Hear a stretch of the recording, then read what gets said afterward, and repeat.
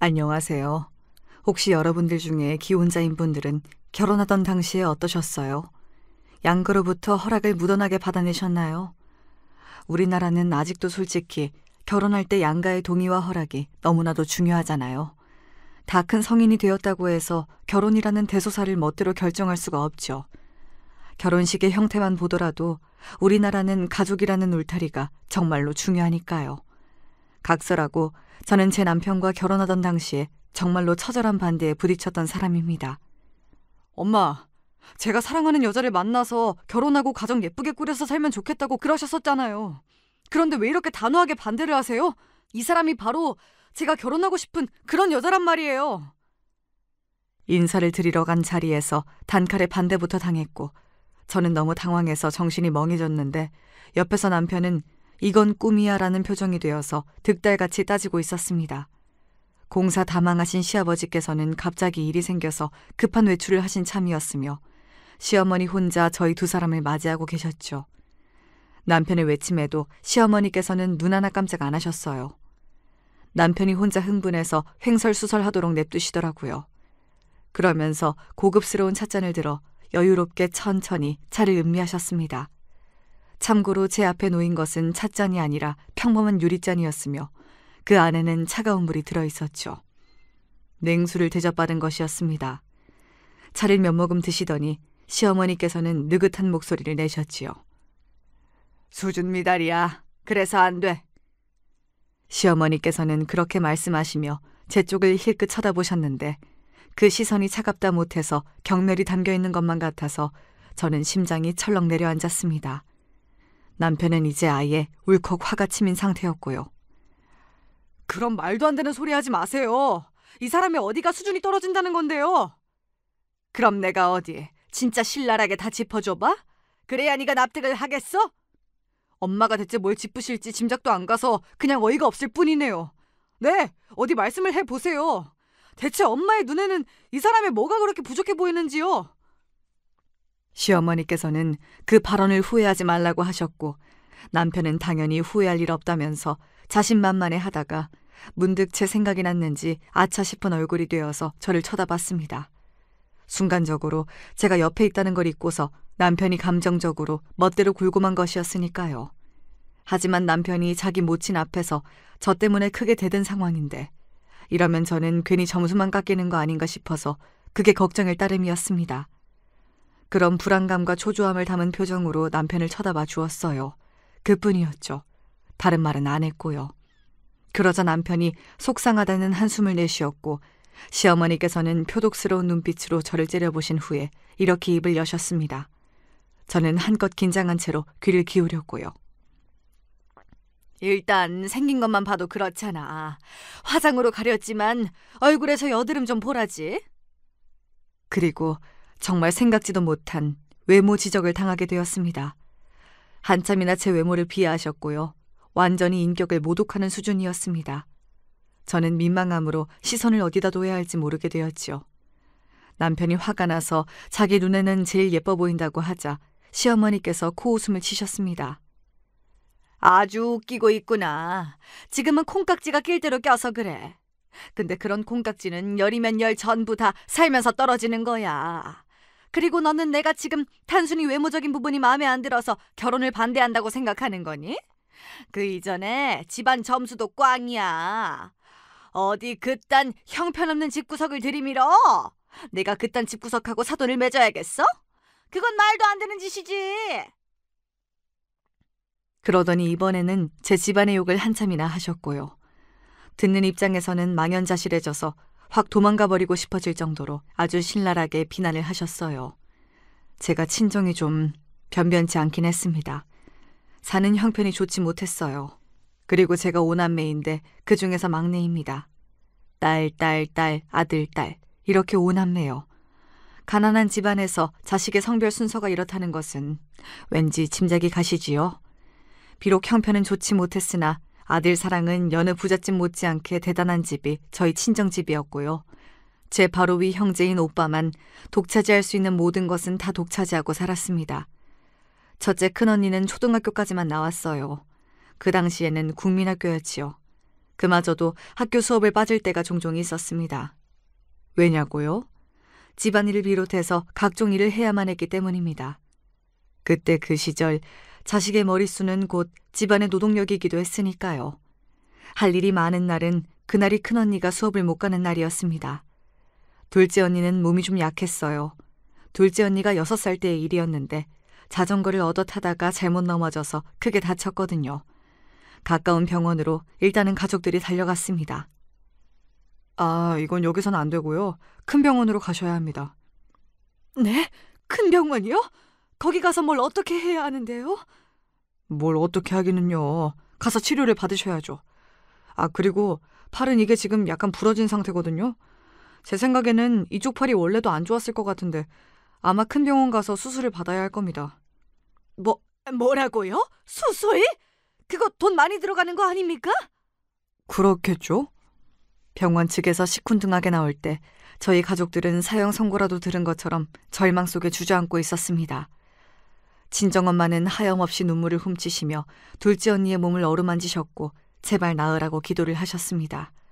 당연한 소리지만 저희 집엔 돈이 없었거든요.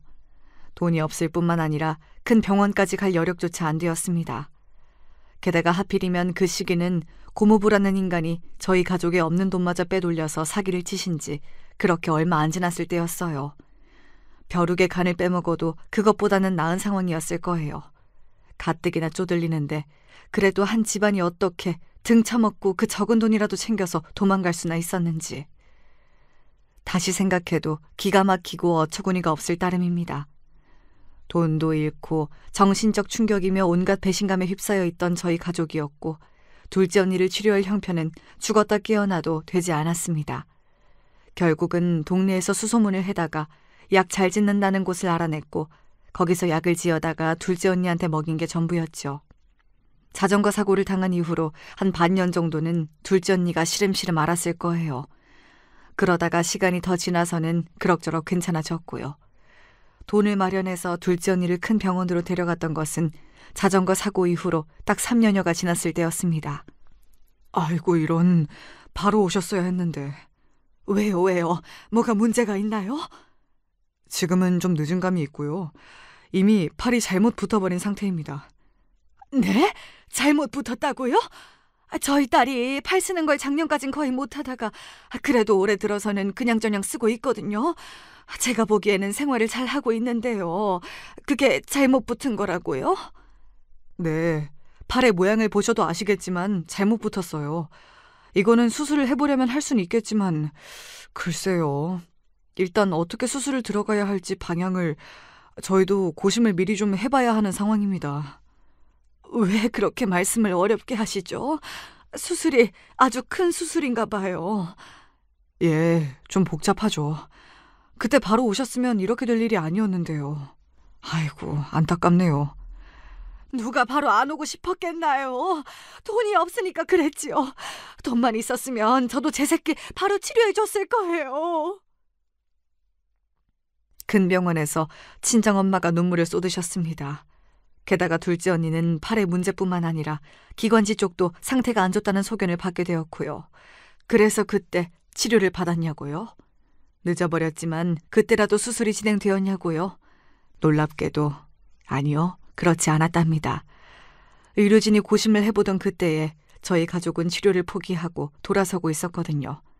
엄마가 눈물을 쏟으셨지만 그건 그거고요. 돈은 돈이었죠. 생각보다 돈이 너무 들어가는 상황이었거든요. 준비한 예산을 훌쩍 뛰어넘었고 큰 병원을 오가며 치료를 받고 병문안을 가고 뭐 어쩌고 저쩌고 하기가 어렵다는 핑계까지 곁들여지면서 그렇게 둘째 언니의 두 번째 기회는 날아가게 되었습니다. 어린 나이에는 사실 몸이 계속 자라서 문제가 되기도 하지만 한편으로는 그만큼 회복력이 좋은 거잖아요. 그래서 만약 그 두 번째 기회에서 무리를 해서라도 큰 병원에서 치료를 받았다면 둘째 언니의 몸 상태는 훨씬 좋았을 겁니다. 이런 것도 전부 뒤늦은 후회였지만요. 그런 일들이 있었기에 둘째 언니는 몸이 좋지 않았고 노동력을 계산할 때 제외가 되었습니다. 열애 대상이었지요. 자연스레 셋째 언니가 많은 것을 하게 되었습니다. 7살 나이에 이미 온갖 집안일에서 못하는 일이 없었고요. 가장 셋째 언니가 했던 많은 일은 집안의 넷째인 오빠를 보살피는 일이었습니다. 씻기고 재우고 놀아주고 입혀주고 밥 챙겨주고. 하여간 셋째 언니가 오빠를 위해서 안 하는 일이 없었어요. 너무나도 그렇게 하고 싶어서 자원을 해서 그렇게 한 건 아니었고요. 당연히 친정 부모님의 요청과 압박이 있었기 때문에 그렇게 열심히 한 것이었습니다. 생활력이 강하고 굶어 죽지 않으려면 매사에 정신을 바짝 차리고 살아야 한다는 생각이 기본적으로 깔려있는 형제들 사이에서 오빠만 이단하였습니다. 나 배고파! 밥 차려줘 빨리! 이딴 소리를 외칠 수 있는 건 5남매 중에서 오빠 하나뿐이었지요. 가난한 집구석에서 반찬 투정을 할 수 있는 것도 오로지 오빠 한 명뿐이었고요. 저는 그런 오빠를 보며 자라난 막내였습니다. 나이 지긋한 동네 어른들이 저를 보면 이런 소리를 곧잘 하시곤 하였죠. 저것이 아들로 나오기를 그렇게나 바랐을 텐데 자식 낳는 게 뜻대로 안 되는구만. 그래서 저 집이 이제 제대로 열받아서 애를 더 안 낳는 거잖아. 막내가 아들로 나오기만 했어도 기가 살았을 텐데 또 딸년이 나왔으니 김이 새어버린 거지 뭐. 친정 부모님이 제가 아들이기를 간절히 바랐으나 딸이어서 제대로 실망을 해버렸다는 이야기였습니다. 저는 그 이야기를 한두 번 들은 게 아니었고 이미 여러 번 들은 상태였어요. 그래서 큰 소리로 저를 겨냥한 대화를 나누시던 동네 어른들이 껄껄껄 웃으시면 저는 일부러 그 앞으로 가까이 다가가 걸어가면서 하하하 웃음소리를 냈습니다. 신나게 웃으면서 지나갔죠. 아니 저것이 제정신인가? 어린 기집애가 성질머리하고는 기가 보통 센 것이 아니구만. 나중에 커서 시집이나 제대로 갈지 모르겠네.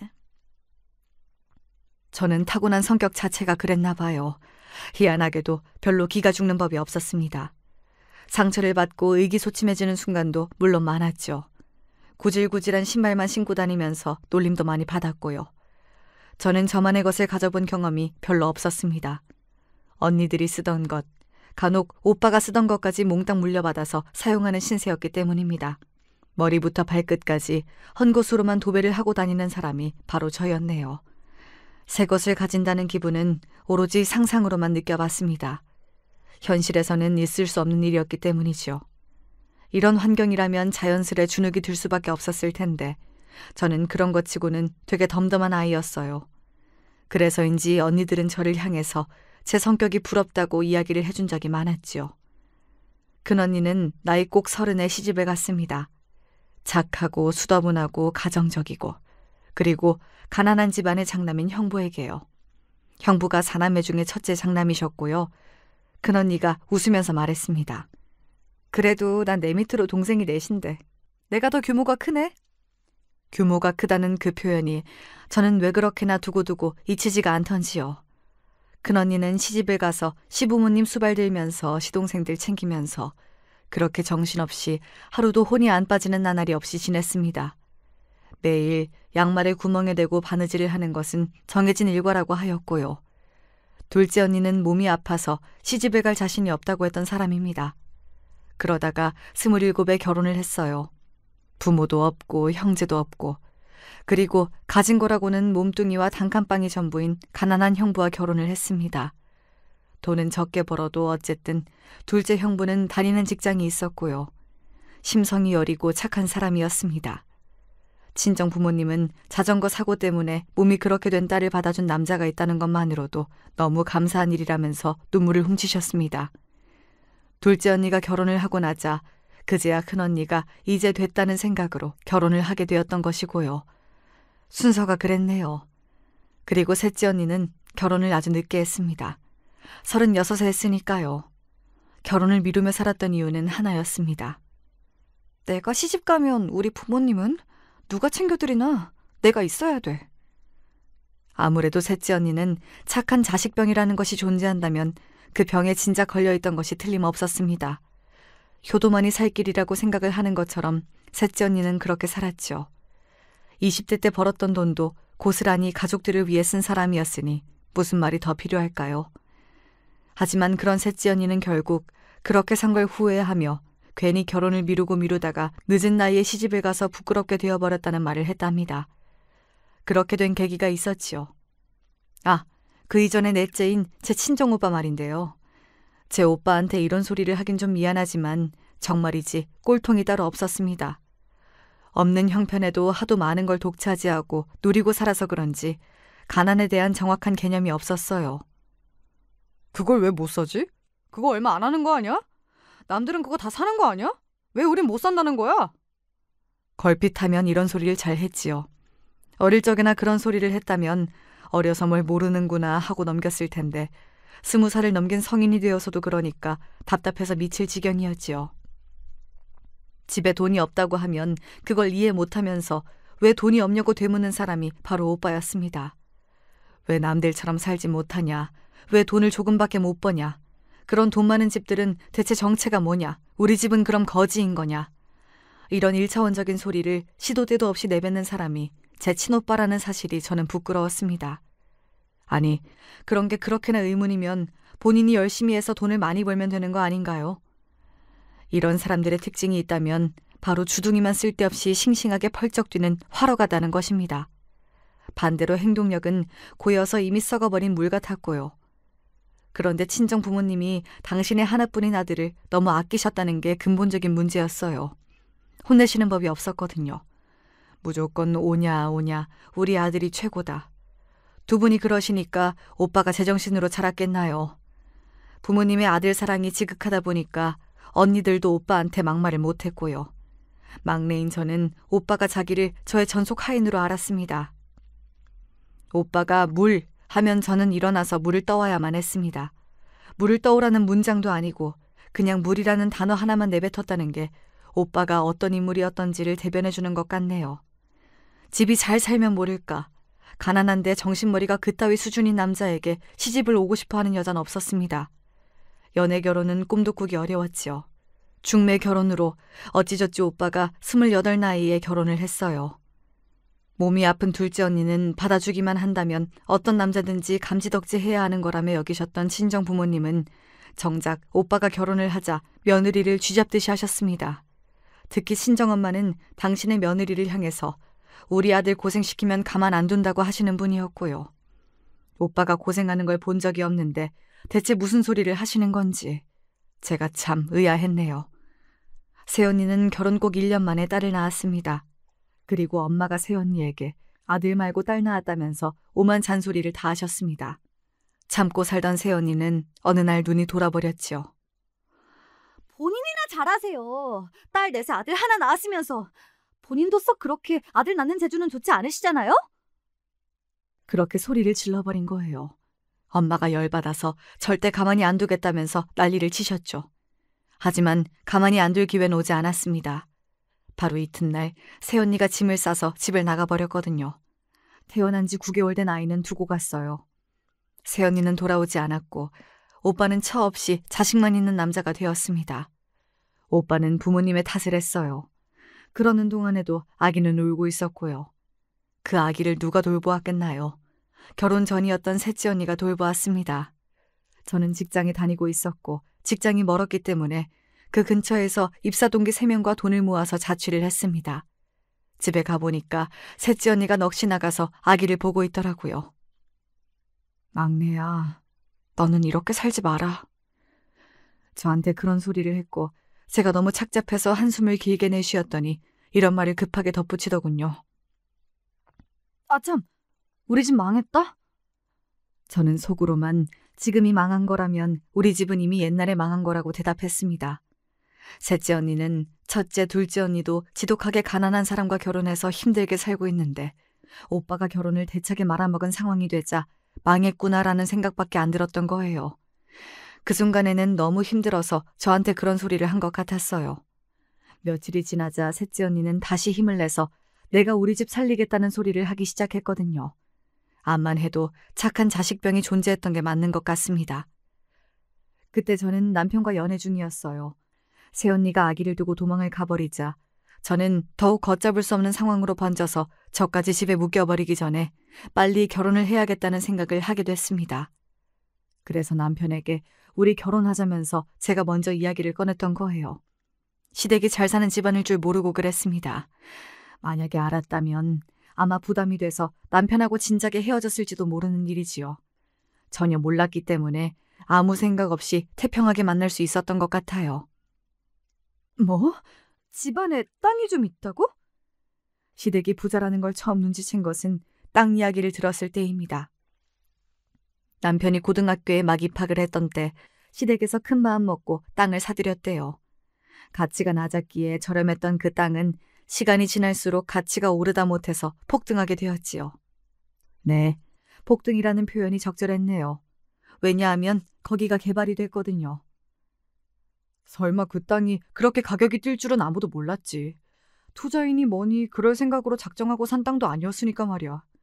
아버지가 거기를 그래도 꼭 사고 싶어 하셔서 가족들의 우려에도 불구하고 무리를 해서 땅을 사셨던 것인데 덕분에 수지를 맞았지. 그 땅의 대활약을 두고 모두가 좋아했으며 그건 남편도 마찬가지였다고 합니다. 남편의 들뜬 목소리에 맞춰서 제 고개가 위아래로 끄덕끄덕 움직였습니다. 알고 보니 땅으로 재미를 봐서 수지 맞은 잘 사는 집안이었다는 생각에 많이 놀란 참이었고요. 그 이야기를 들었던 게 시댁으로 인사를 드리러 가기 사흘 전이었습니다. 꼴랑 사흘 전이요. 그리고 시댁으로 가기 하루 전에는 다른 사실을 또 알게 되었지요. 그 땅이고 나발이고 상관없이 시댁은 원래도 잘 사는 집안이었다는 사실 말입니다. 하루 전에 그 이야기를 듣고 머릿속이 하얘졌는데 그런 제 앞에서 남편은 저와 결혼하면 어떻게 살지 그런 계획을 즐겁게 펼치고 있었어요. 그 모습을 보니까 차마 진작에 부잣집 아들이라고 왜 말을 안 했냐고 멱살을 잡고 짤짤 흔들 수가 없더군요. 제 친정 집안의 이모저모를 저와 연애하면서 다 들어서 알고 있던 남편이었고 그럼에도 저와 결혼하는 것에 망설임이 없었습니다. 그래서 저는 막연하게 시부모님도 저를 흔쾌히 반겨주실 거라고 예상했던 건데요. 하지만 현실은 시어머니의 얼음장 같은 시선을 받으며 온갖 외모 지적을 당하고 거지 같은 집구석이라는 비하를 당하는 것이 저의 처절한 현실이었습니다. 남들이 여드름 날 땐 안 났다가 갑자기 21살부터 양쪽 볼에 등장한 여드름이 원망스러웠습니다. 오남매 중에서 첫째 언니와 오빠가 밀가루처럼 피부가 하얀데 제가 그러지 못하고 옥수수가루처럼 누런 피부라는 게 슬펐습니다. 하지만 가난한 집구석인 것만은 그 순간에도 씁쓸한 마음만 들었을 뿐 다른 기분은 들지 않았습니다. 세상에 널린 게 여자인데 어디서 하필이면 외모이며 집구석까지 전부 수준 미달인 저런 부끄러운 여자하고 결혼을 한다고 그러니? 아무튼 나는 절대로 허락 못 해준다. 시어머니께서 그렇게 외치셨을 때 남편은 결연한 얼굴로 저를 쳐다보았습니다. 그리고 고개를 끄덕해 주었어요. 저는 그것만으로도 의미를 알아들었는데 잠시 후에 남편이 굳이 자기 행동에 대해서 해석을 덧붙여 주더군요. 걱정하지 마. 나는 엄마가 지금 무슨 소리를 하시든 그걸 전혀 따를 마음이 없어. 나 믿지? 나만 믿고 따라오면 돼. 저는 당황했고 시어머니께서 머리끝까지 화가 나셔서 찻잔을 들어 남편에게로 끼얹으셨습니다. 미근하게 식어 빠진 찬물이 남편의 얼굴로 향했죠. 그러나 남은 양이 얼마 되지 않았기 때문에 볼이랑 코를 살짝만 촉촉하게 만드는 것에 그치고 말았습니다. 남편은 여전히 의기양양한 기색이었고요. 너 정말 미쳤니? 수준 낮은 여자하고 놀아나다 보니까 너도 그렇게 되어버린 거야? 저 어머님, 말씀 중에 죄송합니다만. 뭐? 어머님? 누가 네 어머님이야? 그리고 죄송할 것 같으면 아예 하지 마. 입을 다물라고. 그렇다고 아주버님이라고 부를 순 없잖아요. 이미 입을 열었으니까 이왕 열어버린 입으로 마저 말씀드리겠습니다. 어머 세상에 미쳤구나. 맹랑하게 싸가지 없는 것 좀 봐. 역시 수준하고는. 어머님이 하신 말씀이 다 맞습니다. 뭐라고? 그럼 헤어지겠다는 소리?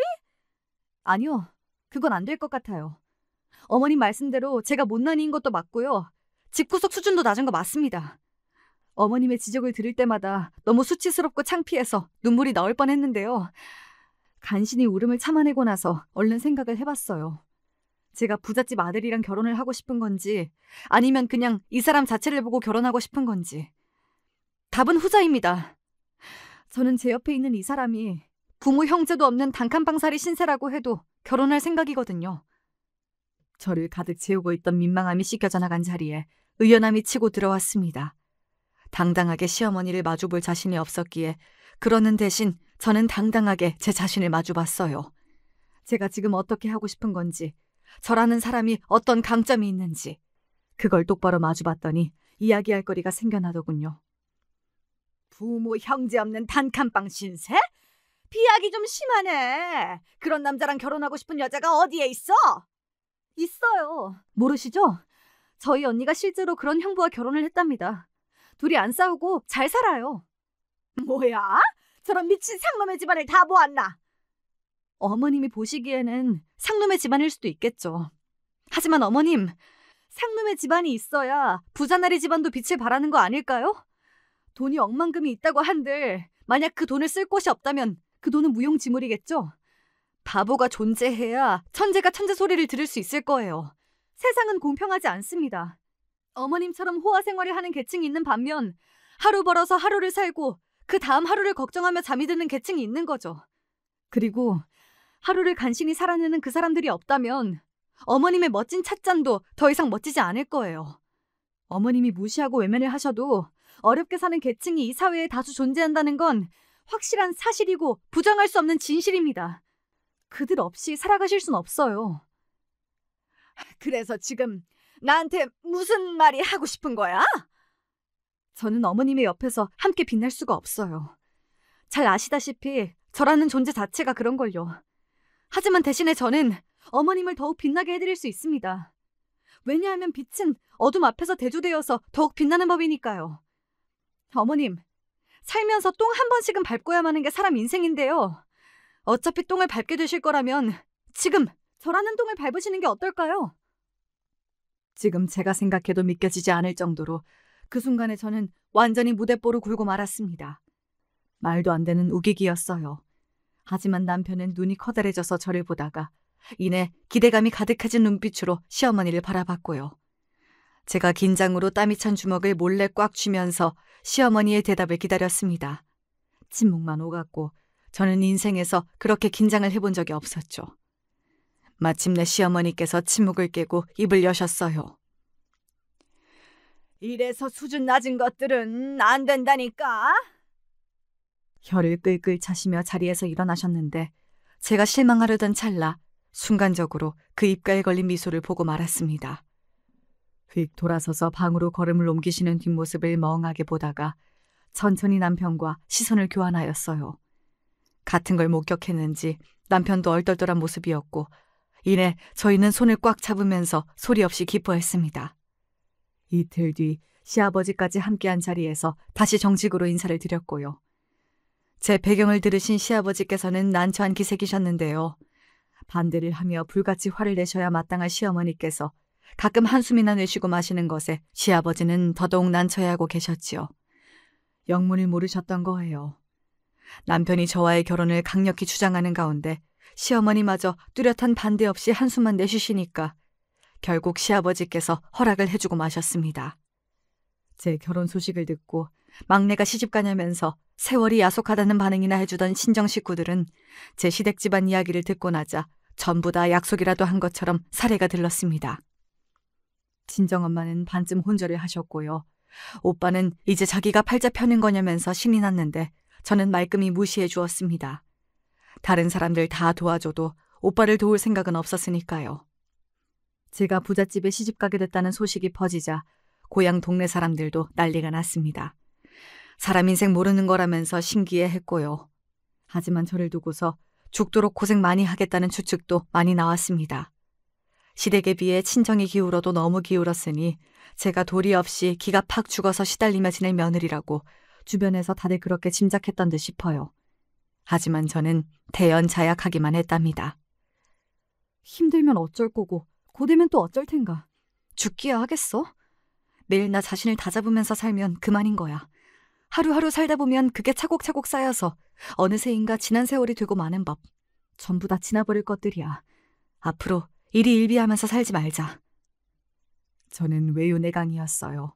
의연하고 굳세였죠. 그래서 그 시절 어려운 시집살이를 다 버텨냈습니다.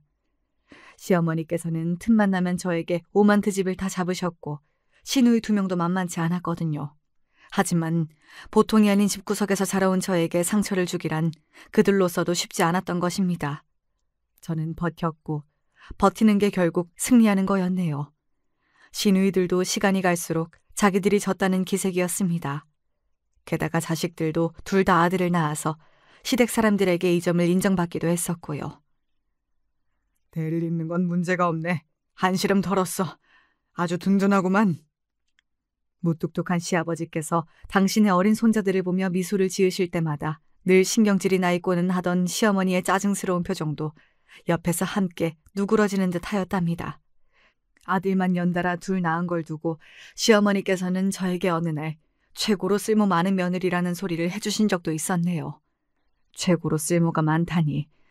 그 당시에도 듣고서 어리둥절했었지만 오랜 세월이 흘러서 나이가 한껏 들어버린 지금에 와서도 그걸 곱씹어보면 다시금 어리둥절한 웃음이 난답니다. 아들이고 딸이고 간에 왜 그렇게 옛날 사람들은 자식의 성별에 너무 매여서 살았나 모르겠어요. 지나고 나면 전부 다 부질없는 것들인데 말입니다. 정작 중요한 것은 그런 것에 있지 않음을 옛날엔 다들 몰랐나 봐요. 근데 저도 그걸 잘 몰랐으니까 아들을 둘 낳아서 다행이라며 몇 번이고 가슴을 쓸어내렸던 것이겠지요. 제가 부잣집에 시집을 가서 악착같이 버텨내고 아들들까지 낳고 사는 걸 보면서 셋째 언니는 부질없는 걱정을 했다며 웃었습니다.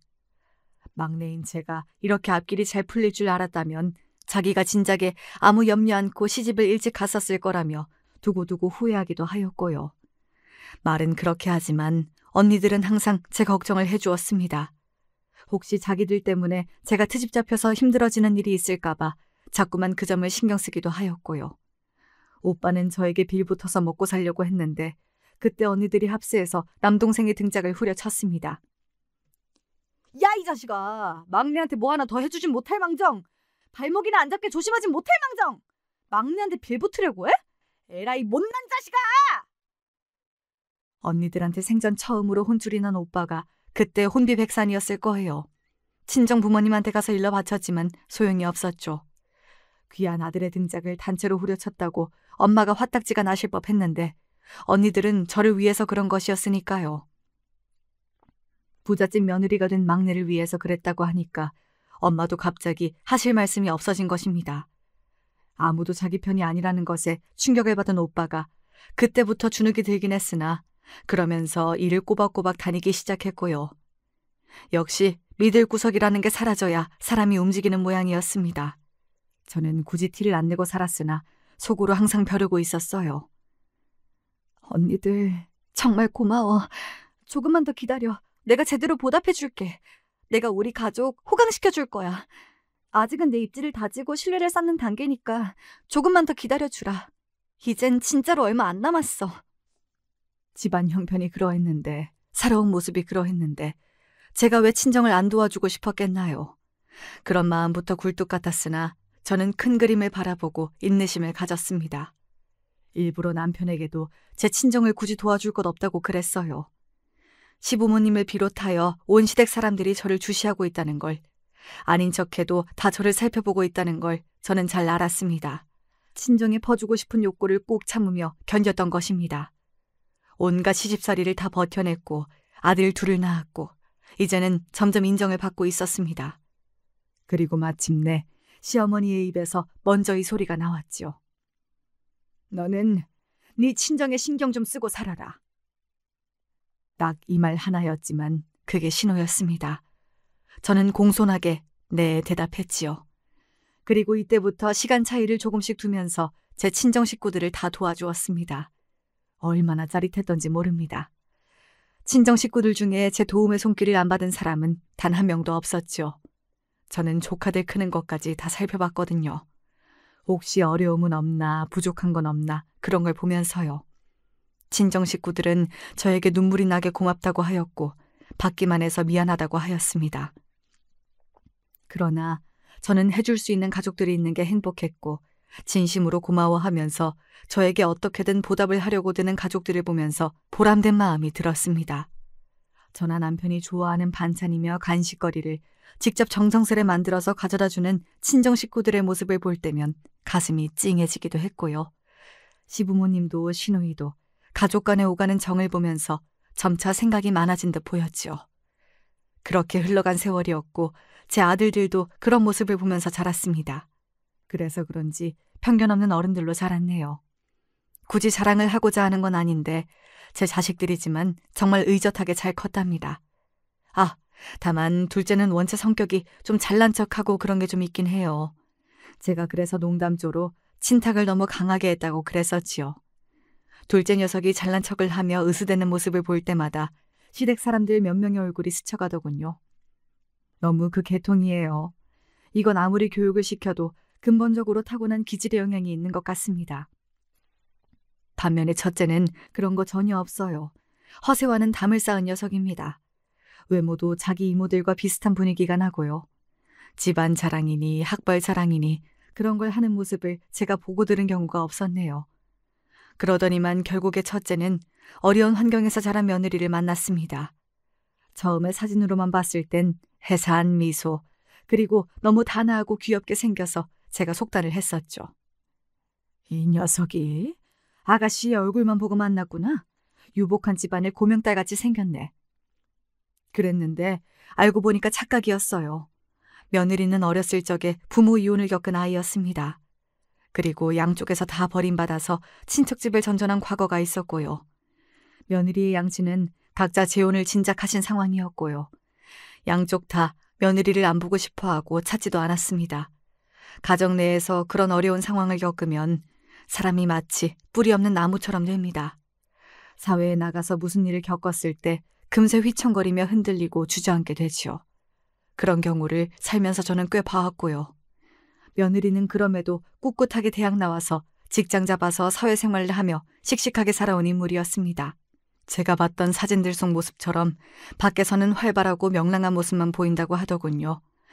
그런데 가끔 혼자인 집에 돌아가면 불도 안 켜고 어둠 속에 한참 있을 때가 있다고 했습니다. 내면이 어둡고 우울했던 것이죠. 그런 며느리가 제 아들을 만나서 너무 행복해졌고 서로 잘 맞아서 좋았다고 해요. 결혼 이야기를 주고받게 되었을 때는 마치 다시 태어난 기분이 들어서 세상을 다 가진 듯 했는데 제 아들이 부잣집 자식인 걸 알고는 포기할 생각부터 들었던 겁니다. 안 될 거야. 나같이 우중충한 가정사를 지닌 며느리를 그런 좋은 집안에서 어떻게 받아주겠어. 그래서 며느리는 아들과 헤어지려고까지 했으나 아들이 필사적으로 설득을 해서 일단 저와 남편에게 인사를 드리러 가자고 했던 것입니다. 그리고 당연히 저는 그 자리에서 허락을 했죠. 네, 저를 며느리로 맞아주시겠다고요? 하지만 저는 집안도 변변치 않고 결혼식에 부를 만한 친인척도 거의 없어요. 인맥도 좁고요. 그렇다고 제 능력이 뛰어난 것도 아닌데 정말 저로 괜찮으시겠어요? 그런 게 다 무슨 상관이에요. 결혼 생활에 어차피 그런 것들은 별로 필요도 없어요. 서로만 바라보면서 잘 살면 되는 거지. 제가 씩 웃으며 말해주자 남편이 옆에서 크게 맞장구를 쳐주었습니다. 며느리는 도저히 믿을 수 없다는 듯 저희 부부를 오래도록 바라보다가 천천히 눈물을 흘리기 시작했어요. 감사하다는 인사를 끝도 없이 하면서 말입니다. 그런 며느리를 바라보는 제 아들의 눈에서 애정이 넘쳐 흐르고 있었죠. 보기 좋았습니다. 솔직히 고백하자면 제 옛날 모습이 떠올라서 더욱 며느리를 따스히 바라봐주고 단번에 허락해준 부분도 있었네요. 역시 제 아들이 사람 보는 눈이 자기 부모를 닮아서 좋은 건지 결혼과 상관없이 며느리는 자기 자리에서 최선을 다해 일을 하고자 하였어요. 결혼식 날짜는 집안 일정들 때문에 상당히 뒤로 여유롭게 잡은 상황이었고 그렇게 확정이 나자마자 며느리는 더더욱 결혼 전에 일을 더 열심히 해두겠다며 의욕적으로 직장 생활을 했지요. 부잣집에 시집을 가든 말든 자기 사회생활을 책임지고 더 잘 해내겠다는 며느리의 자세를 보면서 왠지 저도 배울 점이 있는 것 같아서 오랜만에 가슴이 뜨거워지기도 했습니다. 그런데 어느 날 정말 운명처럼 제가 며느리의 회식하는 모습을 봐버렸던 거예요. 제가 셋째 언니와 모처럼 따로 밖에서 만나서 단둘이 저녁을 먹었던 날이었죠. 잘 먹고 나서 실컷 떠든 다음 기분 좋게 셋째 언니하고 웃으면서 식당을 나왔는데 직장인들이 고깃집에서 회식을 하는 모습이 금방 딱 보인 겁니다. 운치 좋게 야외 테이블도 운영하고 있는 곳이었거든요. 워낙 유명한 맛집이라서 예약 없이는 먹을 수도 없었고요. 어이 김대리 자꾸 그렇게 튕길래? 튕기는 게 깜찍하긴 한데 너무 빼도 여자가 매력 없어. 저 과장님, 죄송한데 많이 취하신 것 같습니다. 취하긴 누가 취해? 일부러 말 그렇게 하면서 상황 빠져나가려고 하네? 머리 쓰는 것도 귀엽단 말이지. 그럴수록 내가 우리 김대리한테 더욱 안달이나. 얼른 예쁘게 술이나 한 잔 따라봐. 어서. 뭐해? 김대리는 승진 생각도 없나 봐? 그런데 제 며느리가 불쾌하게 구는 상사 앞에서 곤란해하고 있는 모습이 제 눈에 들어온 거예요. 기가 막혀서 지체 없이 그곳으로 향했습니다. 그 상사놈이 제 며느리의 팔뚝을 자기 손가락으로 쿡쿡 찌르면서 빨리 술 안 따르고 뭐하냐면서 추잡하게 굴고 있었죠. 지금이 무슨 쌍팔년도 옛날인 줄 아나. 요새도 이렇게 촌스럽게 구는 남자들이 다 있어? 그것도 직급으로 찍어 누르면서 비겁하고 졸렬하게? 제가 거침없이 외쳤고 삽시간에 그 테이블을 비롯해서 다른 곳들도 다 조용해졌습니다. 저를 본 며느리가 깜짝 놀랐죠. 어머님? 어머님이 어떻게 여기? 그러자 그 상사놈이 어이가 없다는 듯 코웃음을 치더군요. 어머님? 아, 김대리 결혼할 거라고 하더니 그게 진짜였어? 날 떼어놓으려고 깜찍한 거짓말을 하는 줄 알았는데. 어허, 뭘 자꾸만 깜찍하다고 그러시나? 되게 저급한 수준이야말로 깜찍하네. 뭐? 아니 근데 이 늙은 아줌마가 왜 이렇게 막말을 하지? 며느리 앞길 막고 싶나 봐? 아주 웃기는 양반일세. 대기네 며느리 앞길을 막고 자시고 그럴 능력은 되고? 되지? 충분히 되지? 내가 직속 상사인데 그러는 늙은 아줌씨는 뭘 믿고 이러시나? 그 상사놈이 큰 소리를 쳤고 그 즉시 뒤에 서 있던 셋째 언니가 박장대소를 하였습니다. 웃겨 죽겠다. 내가 올해 들은 개소리 중에서 최고 개소리다. 여기 건물주한테 뭘 믿고 이러시나? 기업 회장 사모님한테 뭘 믿고 이러시나? 아이고, 내 배꼽 빠진다. 내 배꼽 도망간다. 그러자 그 상사놈은 쥐기가 싹 가신 망연자실한 얼굴이 되었습니다. 깜짝 놀라서 며느리를 쳐다봤으나 확인 사살이라도 하듯이 머쓱하게 웃는 며느리의 반응을 보고 더욱 당황을 하더군요. 그때 마침 소란을 듣고 달려온 여기 고깃집 사장님이 저를 알아보고는 허리를 숙여 인사를 보내왔습니다. 아이고 여사님, 안녕하십니까? 그러자 눈치를 보고 있던 다른 직원들이 얼른 다가와서 함께 저한테 인사를 올렸습니다. 제가 이곳에 건물을 가지고 있었기 때문에 셋째 언니하고 이쪽에서 만나 밥을 먹은 것이었거든요. 사장님은 이 세상에서 가장 이해 안 되는 생명체를 바라보듯 그 상사놈을 힐끗 째려보셨습니다. 며느리의 직장 동료들은 이제 숨이 넘어가도록 놀란 참이었습니다. 개념 상실한 상사놈은 넋이 나가버렸고요. 아니, 그럼 설마 정말로 김대리가...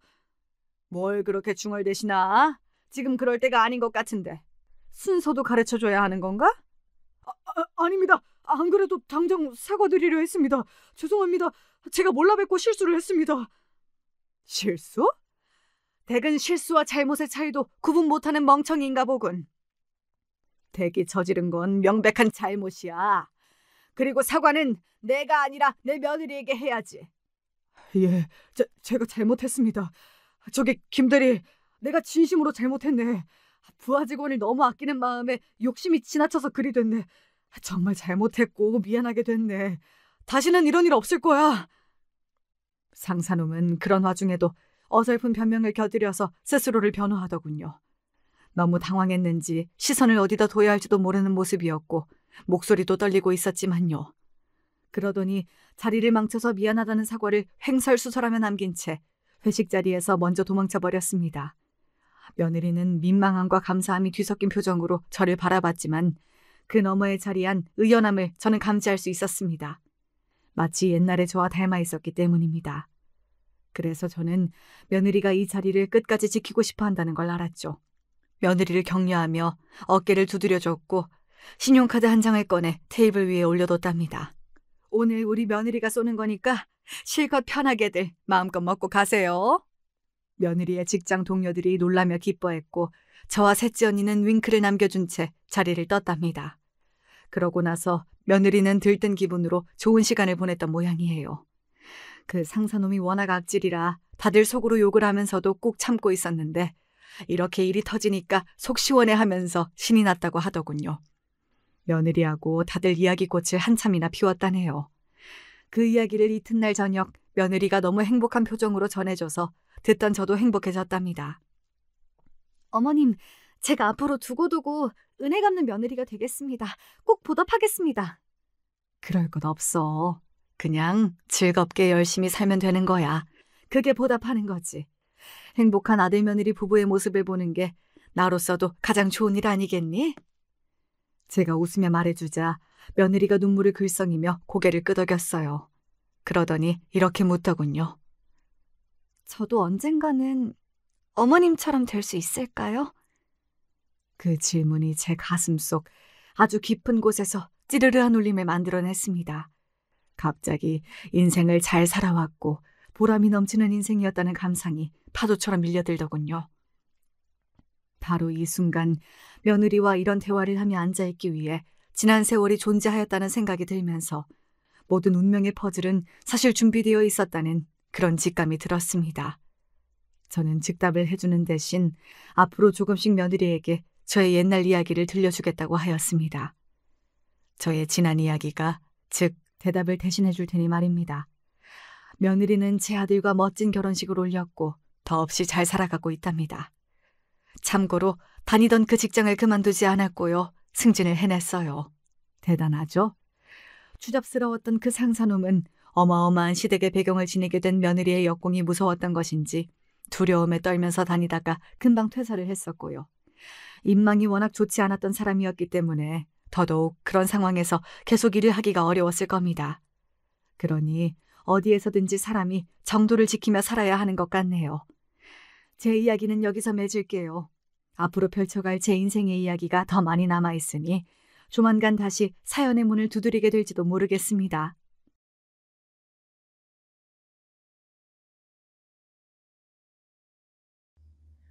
안녕하세요. 저는 서울에 사는 40대 주부예요. 어딘가에 한 번쯤은 제 얘기를 털어놓고 싶었는데 이런 데 하소연할 수 있어서 너무 좋네요. 사실 시댁 얘기하는 것도 어찌 보면 제 얼굴에 침 뱉기긴 한데 말 안 하고 살면 정말 화병 걸릴 것 같아서요. 인생에서 되돌릴 수 있는 시간이 있다면 저는 결혼하기 전으로 돌아가고 싶어요. 사실 우리 남편에게 엄청 불만이 있다기보단 저희 어머니 때문에 그렇거든요. 본래 사돈끼리 자주 보는 거 아니라지만 정말 어쩜 이렇게 친정과 시댁은 차이가 나는 걸까요? 제가 결혼했을 무렵 초반엔 우리 어머니 참 좋으신 분인 줄 알았어요. 그리고 왜 그거 있잖아요. 시어머니들이 많이 하는 거짓말이요. 그거 우리 어머니도 저한테 하셨거든요. 예, 영미야. 난 너를 내 딸이라고 생각해. 내가 딸이 또 없잖아. 그러니까 널 이제 앞으로 딸처럼 여기면서 살 거야. 우리 알콩달콩 예쁘게 잘 지내보자. 생각해보면 전 남편이랑 결혼했는데 왜 결혼해서 어머니랑 예쁘게 잘 살아야 했던 걸까요? 이런 부분에서 어리버리했었지만 저희 엄만 이때 제가 잘하길 바라셨어요. 엄마는 시집살이 그렇게 심하게 안 해봐서 잘 모르겠어. 네 아빠도 일찍 우리 곁을 떠났고 그 뒤로 할머니나 고모들 보고 산 적도 없어서 말이야. 그래도 어쨌든 시어른들한테 잘하면서 살아. 이뻐해 주신다니 감사한 일이지. 그래서 그냥 철석같이 엄마 말만 순진하게 듣고 따랐어요. 이른바 저도 착한 며느리가 되겠다는 병에 걸렸던 거예요. 그리고 제법 초반에는 어머니랑 잘 지내서 같이 쇼핑도 다녔죠. 어머니는 엄청 쇼핑을 좋아하시더라고요. 내가 여기 백화점 푸드코트랑 여기랑 여기 층에 있는 매장을 아주 좋아해. 너는 백화점 구경 안 좋아하니? 내가 립스틱 하나 사줄 테니까 같이 데이트하자. 그래서 몇 번 따라다녔는데 전 본래 그런 치장하는 데에 관심이 없어서 그런지 재미가 없더라고요. 암튼 어머니는 꽤 돈을 많이 쓰시는 듯 했는데 이런 부분에서 전 고개를 갸우뚱하게 됐어요. 왜냐면 신혼여행 후 시댁에 몇 번 들렸는데 그렇게 막 여유 있는 형편이 아니었거든요. 아파트에 살고 계시긴 했지만 작은 20평대 집이었고 실평수보다 좁게 나온 편이었어요. 그리고 아버님은 밤에도 대리운전을 하고 꽤 바쁘셨어요. 저희 신혼집도 그렇게 넉넉하게 해주시진 못했고 우리도 근처에 브랜드가 없는 작은 아파트를 20평대로 얻었거든요. 그런데 상대적으로 어머니 씀씀이는 꽤 큰 편이었고 덜컥 5만 원짜리 립스틱을 선물해 주시고 할 때 약간 걱정스럽더라고요. 저기 어머니, 전 이런 거 잘 안 써요. 이런 명품 브랜드 립스틱은 저한테 부담스럽기도 하고 뭔가 잘 안 맞더라고요. 전 괜찮으니까 다른 사람 주셔도 돼요. 제 말에 어머니는 부담 갖지 말라고 받으라고 하시니 어쩔 수 없이 받아 챙기긴 했답니다. 근데 이때는 저도 신혼 무렵이니까 꽤 시댁에 몇 번씩 갔었는데요.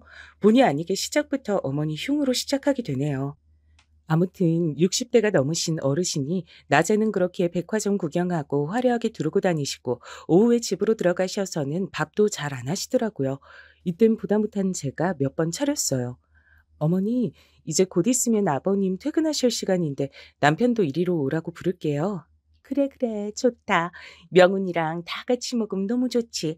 근데 뭐 만들고 치우려면 귀찮지 않니? 뭐 시켜 먹자, 우리. 에이, 어머니, 여기 앞에 마트 있는데 제가 간단히 장 봐올게요. 저번에 보니까 아버님은 외부 음식 안 좋아하시는 것 같아서요. 그러자 어머님은 얼굴을 찡그리며 고개를 절레절레 지으시더라고요. 그러게 말이야. 네 시아버지는 그렇게 입이 까다로워. 꼭 집에서 누가 해준 밥만 먹으려고 든다니까. 피곤해 죽겠어 정말. 밥 정도는 자기가 알아서 차려 먹을 것이지. 내가 명훈이 장가 보내놓고도 남편 밥 차리면서 살아야겠니? 하도 이렇게 씩씩거리시니 저도 바로 집에 가기 그래서 그냥 시댁에서 저녁을 같이 먹고 치우곤 했어요. 그럼 아버님은 또 제가 차린 식사를 좋아하시고 여러모로 기분이 묘하더라고요. 아이고, 이렇게 제대로 차린 밥 얼마 만에 먹어보는지 모르겠다.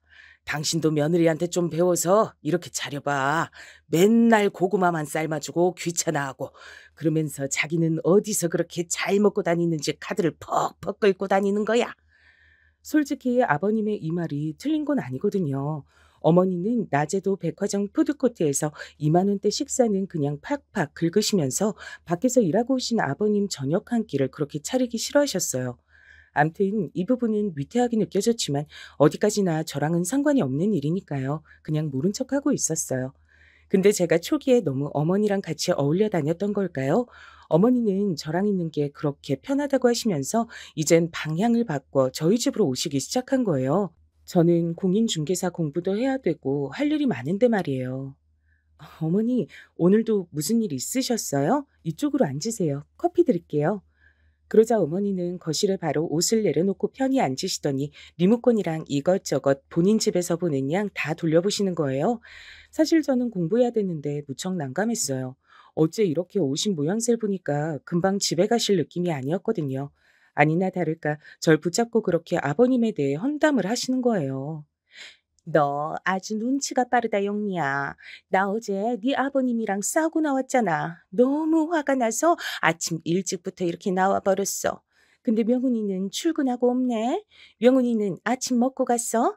아, 네, 그럼요. 아까 찌개랑 생선 해서 먹고 갔어요.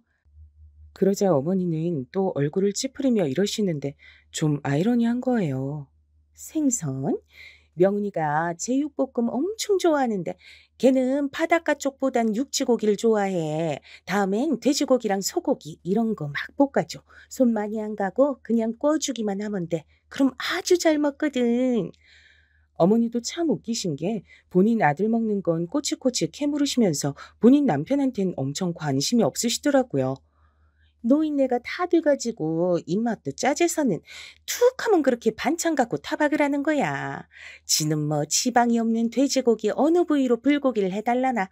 아유, 나 부산스럽고 싫어. 나가서 사 먹으면 되잖아. 그 근처에 5천 원짜리 백반집 많더만. 왜 나한테 해달라는 지원? 내가 죽을 때까지 집 밥이나 해주려고 결혼했냐고. 참, 이 부분에선 저도 모르게 슬그머니 아버님이 짠하게 느껴졌어요. 하지만 이 뒷얘기에서는 저도 움찔해서 이건 아니다 싶더라고요. 나보고 이제 카드를 뺏겠다네. 자기가 줄 생활비만 주겠단 거야. 이 나이 먹고 내가 돈 인질 잡혀갖고 눈치를 봐야겠어. 그러게 진즉 내가 일 다닌다고 할 땐 그렇게 못하게 하더니 이게 뭐냐고. 내가 지금 이 나이에 어디 가서 일하고 돈을 벌겠어? 네 아버님 일평생 그렇게 돈 갖고 사람을 쬐대던 사람이야. 사실 어머니의 이런 말들도 본인 아들이 있을 땐 안 하시고요. 꼭 저 혼자 있을 때만 와서 그렇게 아버님 욕을 하시더라고요. 근데 들어드리다 보니 저도 너무 피곤하고 따로 만나는 친구도 없으신가 싶더라고요. 헌데 내용을 듣고 있어 보면 다들 사이가 또 안 좋아요. 되게 웃긴데 한번 들어보실래요?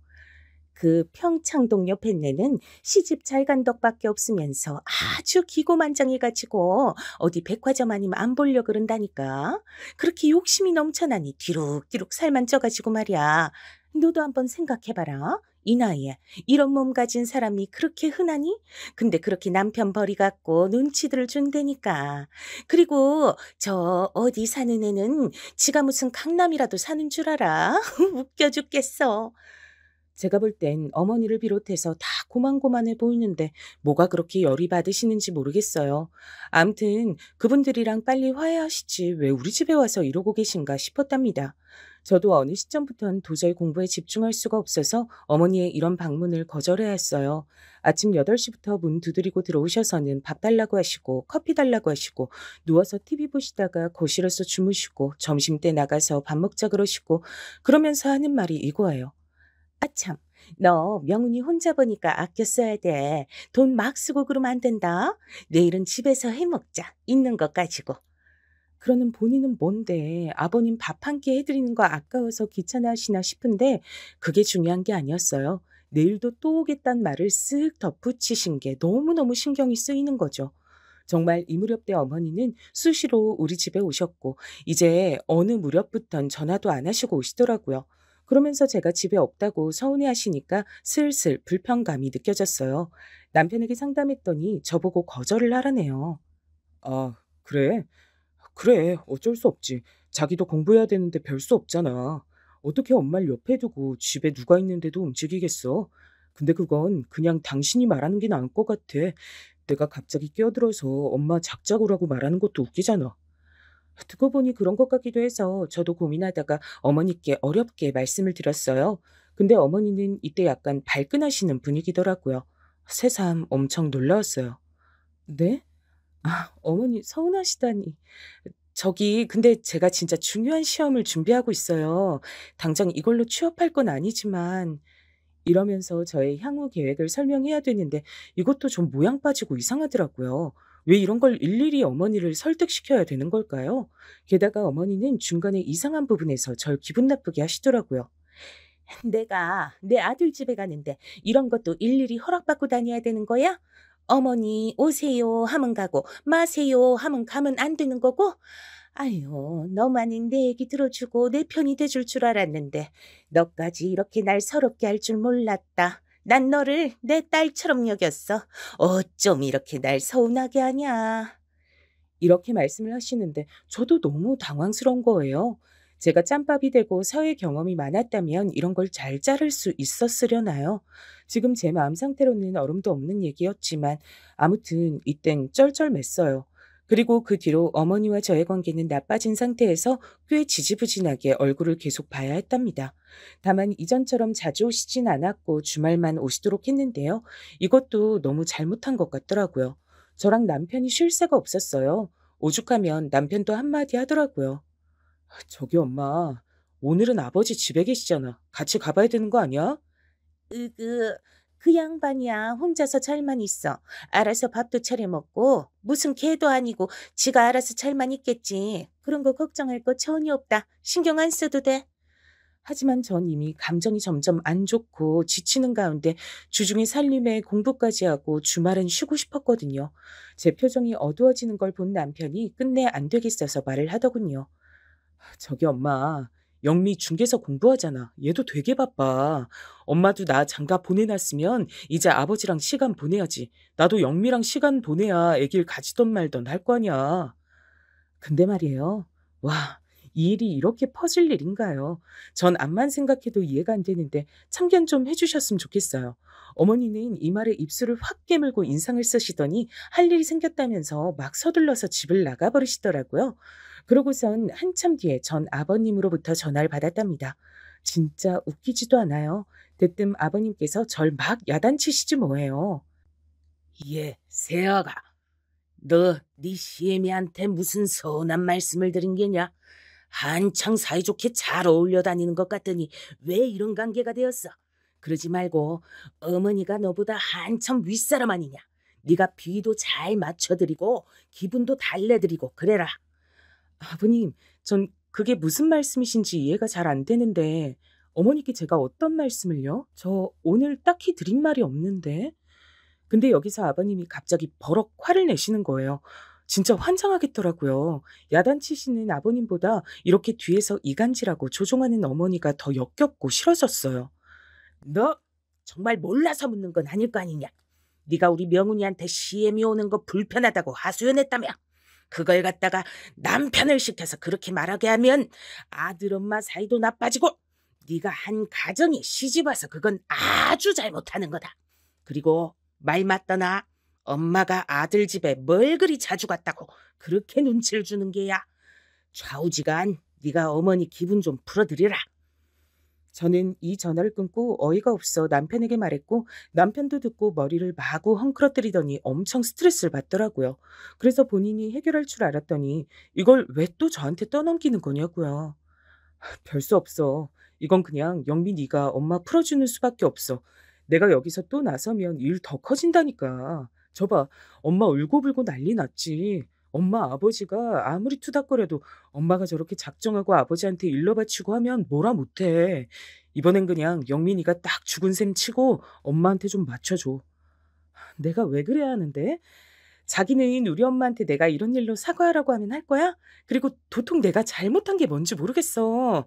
그럼 앞으로 어머니 더 자주 드나드실 텐데 그걸 그때마다 내가 참고 대접하라고?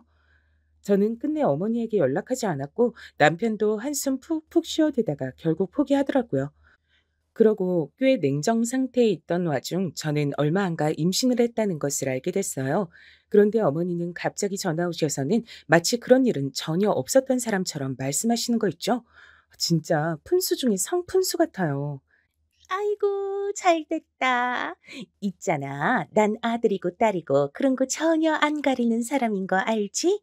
나는 그런 거 차별하는 시어머니가 아니야. 그런 건 다 늘 딸이들이지. 그나저나 너무 잘 됐다. 요즘 그렇게들 태교 여행으로 동남아니 어디니 간다더라고. 우리 미리 비행기 티켓이라도 끊어놓자. 아니 세상에. 애초에 태교 여행 같은 거 갈 생각도 없었지만 누가 그런 걸 시어머니랑 같이 가나요?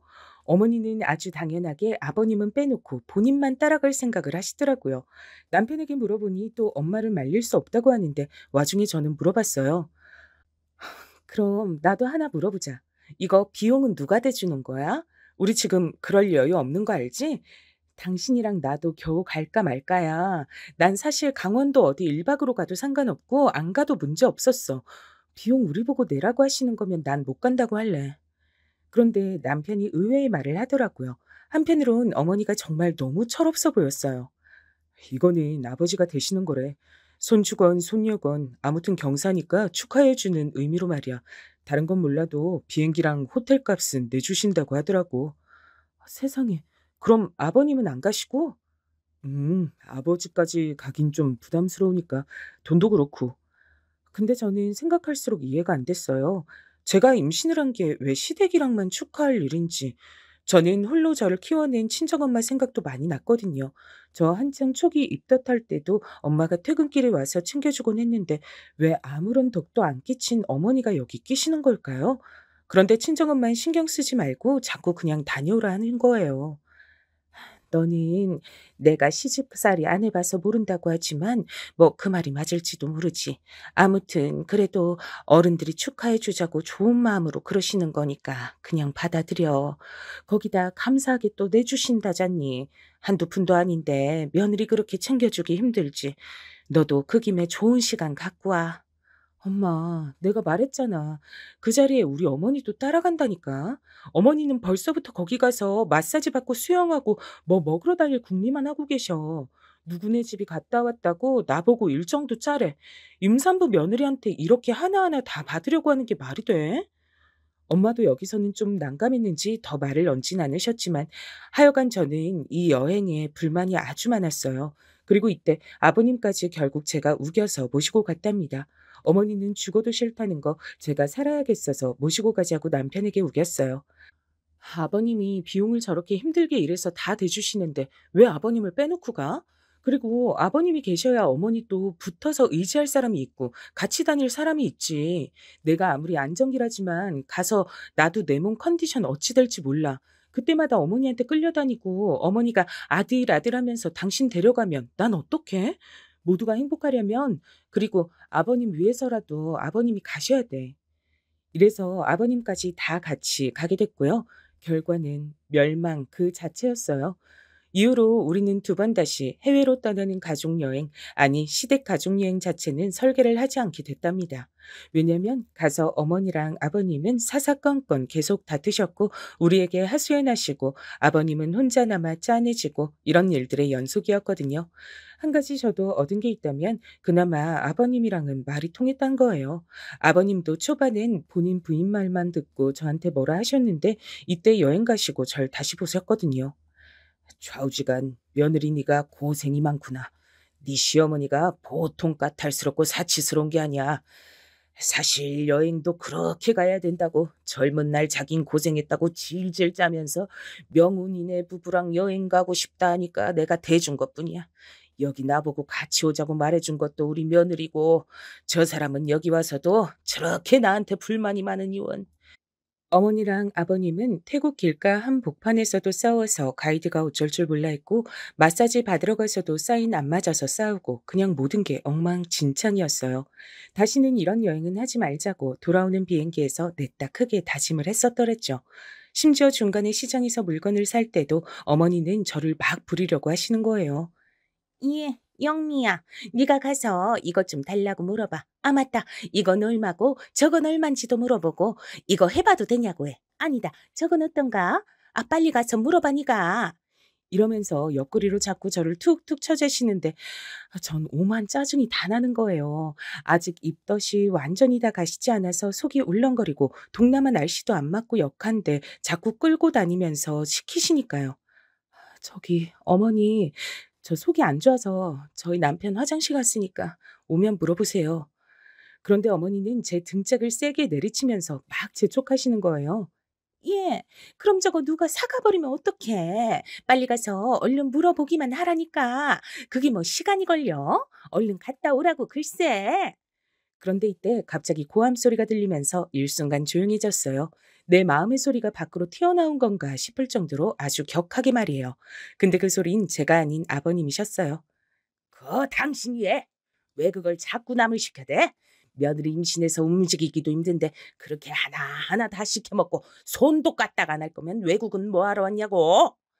어머니는 이때 완전 세상 수치스러운 얼굴로 저와 아버님 얼굴을 번갈아 가며 쳐다보셨고 무슨 재난이라도 당한 사람처럼 어쩔 줄 모르시더라고요.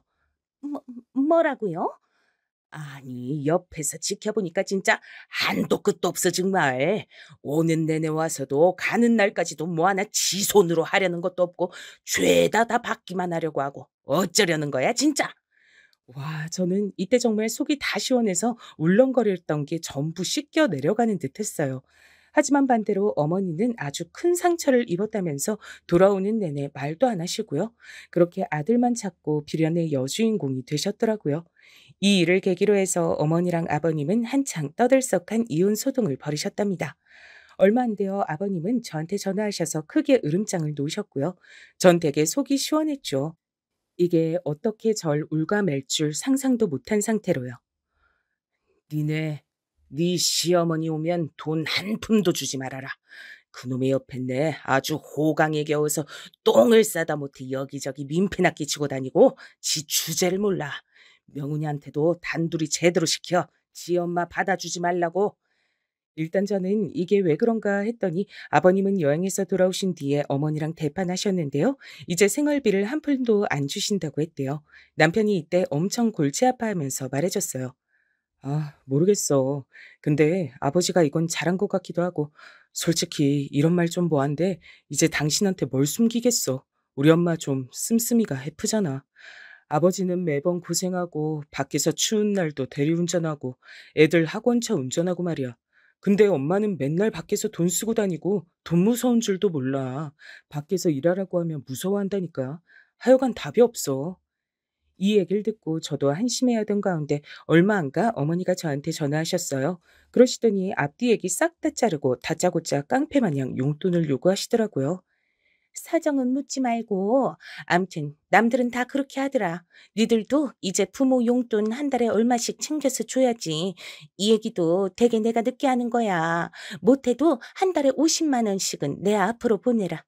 어휴, 그리고 나는 네 아버지랑 이혼할지도 몰라. 이렇게 못 산다. 근데 저는 곧장 반발하게 되더라고요. 저희도 아기 낳을 날이 얼마 안 남았는데 무슨 달마다 50만 원씩이에요. 그래서 바로 안 된다고 말씀드렸어요. 저도 쌓인 게 점점 늘었더라고요. 어머니, 그건 곤란해요. 저희도 이제 출산하면 그만큼 돈이 더 드는데 아시다시피 지금 명훈 씨 혼자 일하잖아요. 집도 더 넓혀서 이사 가야 되는데 앞으로 뭘 해야 될지 저도 걱정이에요. 근데 월 50만 원이라니. 게다가 한쪽 부모님께 드리면 저희 쪽에도 똑같이 드려야 하잖아요. 월 100만 원은 너무 힘들어요. 이러자 어머니는 바짝 짜증을 내시더니 뭐라고 반박은 못하고 전화를 끊어버리셨어요. 이런 사정을 듣게 된 우리 엄마는 엄청 어이없어 하시더라고요. 줄곧 워킹맘으로 쭉 일하면서 월급 받고 살림을 꾸려온 엄마는 어머니를 이해할 수가 없었을 거예요. 나는 이해가 안 된다, 진짜. 아니, 사지 멀쩡한데 왜 일을 못해? 밖에 나가서 돈 버는 게 무섭다고? 희한한 사람인데, 진짜. 돈 쓰는 건 안 무섭고, 그러다 남편 죽으면 어쩌라고. 자식한테 빌 붙어서 먹고 살게. 아무튼 그러다가 어머니는 자존심에 곧 죽어도 일은 못한다고 이혼을 불사하고 아버님과 싸우셨나 봐요. 뒷일이야 어찌 될지 모르지만 평생을 그런 어머니와 살아왔던 아버님이 허무하게 패하셨어요. 생활비 전체는 아니어도 다달이 어머니 용돈 얼마 주는 걸로 얘기가 끝났더라고요. 그리고 저는 출산 시기가 되어 예쁜 딸을 낳았고요. 낳고 나서 산후조리는 엄마가 와서 해주셨답니다. 그런데 우리 어머니는 꼭 매일같이 얌체같이 자꾸 들리시는 거예요. 산모가 몸조리 해야 되는데 말이에요. 아이고, 난 아직도 눈만 감으면 우리 이쁜 손녀 생각나서 잠을 잘 수가 없어. 아침에 눈만 떴다 하면 콧보송한 얼굴 부비대고 뽀뽀하고 싶어서 못 견디겠다. 나 내일도 갈 테니 그리 알아라. 그러니 저는 슬슬 짜증이 나는 거예요. 그래서 엄마가 그러지 말라고 했는데 일부러 누워서 꼼짝도 안 했어요. 어머니, 오셨는데 못 나가봐서 죄송해요. 저 아직 아래쪽이 많이 아파서 못 움직여요. 오셨다 가셔요. 그러자 어머니는 단번에 반응이 안 좋은 게 느껴졌어요. 그 옆에서 우리 엄마만 죄 없이 눈치 보고 쩔쩔매는 게 느껴졌어요. 아이고, 사돈, 그러지 마시고 좀 더 있다가 가시지. 네, 네. 우리 영미가 너무 힘들게 손녀를 낳았나 봐요. 아, 그러게요. 아유, 뭐 이런 걸 다. 엄마야 사람 좋고 넉살이 있는 편이라 사람을 저렇게 그냥 돌려보내지 못하는 편이에요.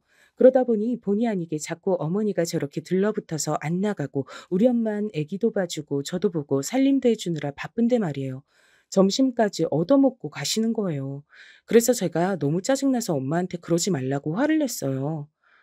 엄마, 엄마도 손목 아프고 힘들잖아. 그거 치우지 말고 놔도 내가 치우게. 저기 어머니, 죄송한데 저희 엄마도 이제 주무셔야 돼요. 엄마 어제 밤새 못 주무시고 애기 안아서 재우셨어요. 다음에 또 오세요. 그러자 엄마가 제 팔을 살짝 꼬집으며 왜 그러냐고 막 놀래시더라고요. 얘, 얘가 미쳤어. 왜 이래? 저기 사돈, 괜찮아요. 더 있다가 가셔요. 하지만 어머니는 이미 있는 대로 화가 나셔서 소파에서 벌떡 일어나시더니 굳은 얼굴로 전 쳐다도 안 보시더라고요. 아이고, 우리 며느리 무서워서 그냥 일어서야지. 내가 내 손녀 본다는데도 허락받고 와야 되네. 다음에는 어디 뭐 돈이라도 내고 와야겠어.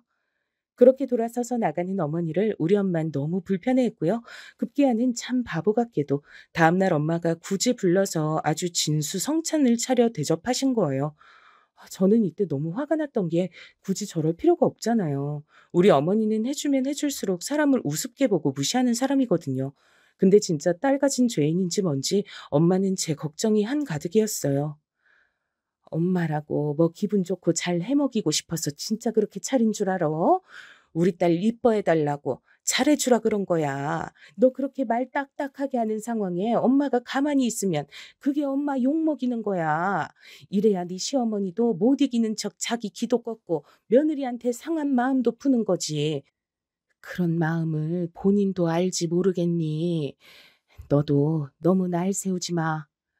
엄만 그렇게 말을 했지만 전 그때 안방 문틈으로 보면서 어머니의 행위들이 마음에 들지 않았어요. 진짜 우리 엄마를 너무 부려먹듯이 함부로 대하시더라고요. 아이고, 목 맥히네. 저기 물 좀 주세요, 사돈. 네네. 근데 저기 불이 너무 밝은 거 아니에요? 저기 커튼 좀 치면 되겠네. 그리고 애기 자는데 TV는 꺼놔야죠. 리모컨이 어디 있더라? 난 여기 며느리 무서워서 잘 못 와서 이 집에 뭐가 어딨는지 하나도 몰라요. 사돈이 좀 찾아다가 꺼줘요. 이렇게 하나하나 우리 엄마를 다 시키고 앉았고 엄마는 앉지도 못하고 서서 설거지 하시려는데 또 소파에 누워서 리모컨을 잡으시더라고요. 전 이때쯤 애가 깨서 울고 하는데 제가 나가서 한바탕 하면 엄마가 또 고생할까 봐 참았어요. 그리고 저는 곧장 저녁에 남편을 쥐잡듯 잡았어요. 나 마지막으로 경고야. 내일부터 어머니 또 오시면 나 진짜 작정하고 크게 싸운다. 사고 쳐버릴 수도 있어. 당신도 그때 같이 여행 갔다 와서 아버님이 말씀하시는 것도 들었지? 어머니가 시어머니로서 며느리인 날 어떻게 대하는지 당신도 알 거 아니야. 근데 자꾸 모르는 척 방광만 하고 있을래? 왜 어머니가 우리 엄마를 그렇게 한여 부리듯 부려? 남편은 이렇게 약간 엄마 대 엄마로 가니 심각하다고 느꼈던 모양이었어요. 우리 엄마, 자기 어머니가 그렇게 무시해도 될 사람 아니야. 반대로 우리 엄마도 뭐가 모자라서 어머니 기분 맞춰드리는 것도 아니고 우리 엄마나 어머니나 둘 다 똑같이 아들, 딸 소중한 거 아니야? 소중한 존재를 갖고 있는 사람들끼리 서로 남의 걸 위해줘야지. 그렇게 천대하고 무시해서 되겠어? 나 오늘까지만 참는다. 뒷일은 당신이 알아서 해. 그래서 남편이 어떻게 단도리를 했는지 모르겠지만 그 뒤로 한 3-4주 정도 제가 조리를 하는 기간에는 어머니가 우리 집에 안 오셨어요. 그리고 전 아무런 대가 없이 돌봐준 엄마가 너무 고마워서 엄마랑 둘이 2박 3일 일본 여행을 다녀오게 됐답니다. 물론 아기도 같이 데려가게 됐고 저는 집을 비우는 것일 뿐 그 누구에게도 폐를 끼치는 게 없었어요. 근데 이걸 또 귀신같이 어머니가 알게 되셔서는 곧장 전화를 내오신 거예요. 너 무슨 친정엄마랑 어딜 간다며? 아니, 그 피덩이 같은 애기를 데리고 몇 놈의 비행기를 타? 돈 없다고 그렇게 앓는 소리를 하더니 그런데 갈 돈은 있어? 그리고 우리 명훈이는 어쩌고? 마누라랑 애기 다 해외로 내보내고 애는 손가락 빨고 앉으란 말이냐? 그런데 참 공교롭게도 엄마는 이 옆에서 이 말을 다 듣고 계셨단 거예요. 전 너무 짜증이 나서 솔직하게 다 말했어요. 어머니, 우리 엄마가 한 달간 아무런 보수도 안 받고 애기랑 저 봐주신 거 감사해서 가는 거예요.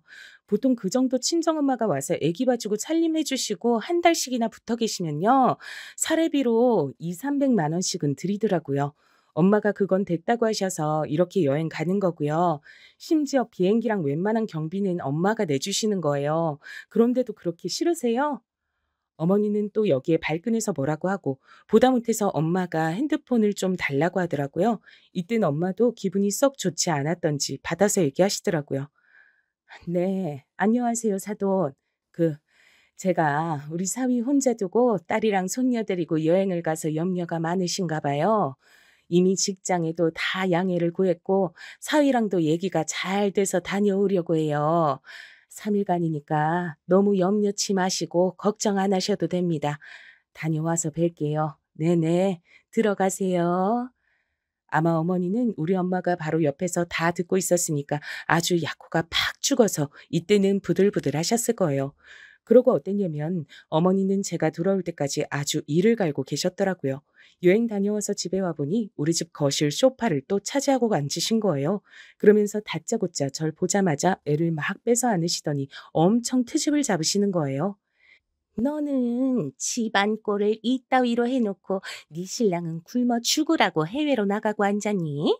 우리 명훈이만 불쌍하게 집에서 아무것도 못 먹고 마누라도 없이 갓 태어난 애도 없이 저렇게 혼자 있더라. 내가 속이 터져서 아주 못 살아 진짜. 빨리빨리 왔으면 치울 거 치우고 얼른 네 남편 먹을 거 만들고 정리 좀 하고 살아라. 와, 돌아오자마자 이게 무슨 난장판인지 모르겠더라고요. 이때 날 잡고 어머니랑 싸울까도 생각해봤지만 기껏 3대 모녀가 떠나 즐거웠던 여행의 끝을 망치고 싶지 않았어요. 남편은 저랑 어머니가 이렇게 대치 중인데도 들여다보지도 않고 나와서 진짜 이런 말을 하고 앉았더라고요. 왔어? 나 집에 먹을 게 하나도 없더라. 카레랑 찌개만 잔뜩 해두고 가서 먹다 질렸어. 배달 음식도 먹기 싫고 어젠 엄마가 와서 같이 짬뽕이랑 짜장면 시켜 먹다가 질려서 다 남겼다니까. 나 자기가 해준 미역국 먹고 싶어. 같이 장 보러 나갈까? 아, 여기서 얼마나 짜증이 나던지. 전 비행기 타고 공항에서 여기까지 힘들게 왔는데 애를 내려놓고 짐 풀자마자 밥을 해야 하는 걸까요? 와중에 어머니는 집 곳곳을 다 돌아다니고 열어보셔서 살림 참견을 기가 막히게 하시는데요. 남편한테 인상 쓰면서 작게 말했어요. 미역국이건 뭐건 다 해줄 테니까 당장 어머니 가시라 그래. 그러자 남편은 또 표정이 어두워져선 왜 그러냐고 막 짜증을 내려고 하더라고요. 내가 짜증 안 나게 생겼어? 그래, 나 놀러 갔다 왔다. 근데 갔다 오자마자 이렇게 사람을 부릴 일이야? 왜 어머니가 여기 들어와서 내 살림을 다 손대고 계셔? 심지어 뭘 하신 것도 아니야. 더 어질러 놓고 이게 뭐야 지금? 당신 나랑 2차전으로 크게 싸우고 나 엄마네 가는 꼴 보기 싫으면 빨리 어머니 모셔다 드려. 갑자기 엄마를 어떻게 보내? 나보고 지금 엄마를 쫓아내란 말이야? 그건 당신 머리로 생각해야지. 당신 엄마잖아. 나는 우리 엄마 조리기간 말고 따로 집에 데려온 적 없어. 그리고 우리 엄만 오면 하나라도 더 해주려고 빈손으로 온 적이 없지. 이렇게 들이닥쳐서 사위 부려먹으려고 눈을 부라리고 있던 적도 없고 말이야. 이렇게 둘이 그 좁은 베란다에서 무섭게 대치했고 결국 남편은 어찌어찌 핑계대며 자기 엄마를 집으로 모셔다 드렸답니다. 그러니 저랑 어머니와의 사이는 아주 파국에 치달을 수밖에요. 남편은 그간은 어중간하게 중립을 지키는 척하더니 갈수록 지 엄마 쪽으로 기울더라고요. 애 태어나고 나니까 이게 더 선명해져 가는 것 같았어요. 처음에는 마냥 고분고분 어머니 뜻에 다 맞춰드렸던 저도 갈수록 이렇게 전투적인 며느리가 된 건 다 어머니 때문이라고 생각해요. 그렇지 않은가요? 제가 못 참고 다 터뜨리는 성격이기도 하지만 저는 사람들 하는 방식에 따라 달라요. 단지 우리 엄마만이 절 걱정해서 제발 그러지 말라고 말리실 뿐이었고요. 그러지 마. 너 자꾸 어른한테 대들어서 그렇게 대치하면 엄마 마음이 안 편해. 네가 문제없이 살아야지. 엄마도 걱정을 안 하지. 그런데 이제 사실 터질 게 터졌다고 생각은 드는데요. 우리 엄마마저 못 견디고 터지게 된 날이 오게 됐어요. 우리 엄마도 어머니에게 감정이 안 좋았고 어머니는 본인 주제도 모르고 우리 엄마를 아주 아래로 내려다보고 손톱을 드세우고 있었죠. 이날은 제가 엄마 외투 하나 사드리고 싶어서 백화점에 모시고 갔었거든요. 사실 어머니가 자주 출몰하는 지점이라 저도 안 가고 싶었는데 엄마가 이날 회사에서 잠깐 나와 들리기엔 여기가 거리상 딱 맞았어요. 아무튼 멋 하나 부릴 줄 모르는 우리 엄만 곧 중요한 행사도 있고 사람들이랑 사진도 많이 찍을 일이 있다 그래서 저도 센스나 이런 게 없으니 백화점에 간 거였거든요. 어휴, 그래도 엄마 돈으로 안 되는 게 어딨어. 가면 적당히 직원들이 소재 좋고 디자인 괜찮은 걸로 잘 골라주겠지. 내가 그간 엄마 칠순용으로 적금 들었던 거 있는데 그거 조금 깨서 봐줄 테니까 걱정 말고 얻어 입으셔요. 그러면서 저도 눈대중으로 지켜보던 매장에 들어갔는데요. 직원이랑 옷을 맞춰서 보고 있던 중 뭔가 낯익은 이목구비가 눈에 들어왔어요. 설마 했는데 어머니신 거예요. 그것도 혼자가 아니라 그 또래 할머니들 두어 명이랑 같이 들어오셨는데요. 저도 순간 놀라서 이때는 그만 아주 차분하게 인사를 했더랬죠. 어머니, 안녕하세요. 저기 엄마, 우리 어머니 오셨어, 여기. 그러자 엄마도 순간 놀래서 몸을 휙 돌렸고 외투를 걸쳐보다 말고 어머니께 인사를 했답니다. 그런데 어머니는 그 말에는 대꾸도 안 하고 되게 거만한 눈으로 막 흘겨뜨면서 저랑 엄마를 위아래로 훑어보는 거예요. 누가 봐도 이건 위부터 아래까지 쓱 훑는 게 절대로 맞았어요. 대충 봐도 절대로 착각이라고 할 수 없는 아주 심각한 눈초리였답니다. 그러면서 저와 엄마의 인사는 대답도 안 했으면서 본인 친구들을 툭툭 치더니 이러시는 거예요. 아, 여기 우리 며느리랑 사돈이야. 내가 전에 말했지? 여기 부근에 산다고. 여기서 어떻게 만났네? 그러면서 저랑 엄마는 뭐 어떤 식으로 대꾸를 하라는 건지 저렇게 겉돌게 인사를 하시더라고요. 그래서 저도 기분이 좀 나빠지면서 입술을 깨물었고 그냥 얼른 사서 나가려고 했어요. 그런데 대뜸 어머니가 우리 엄마한테 이렇게 말을 거시는 거예요. 저 이때 이 말을 듣고 귀를 의심했잖아요. 어쩌다 이런 데에서 뵙네요. 여긴 뭐하러 오신 거예요? 사돈 이런 데 오시는 분 아니잖아요.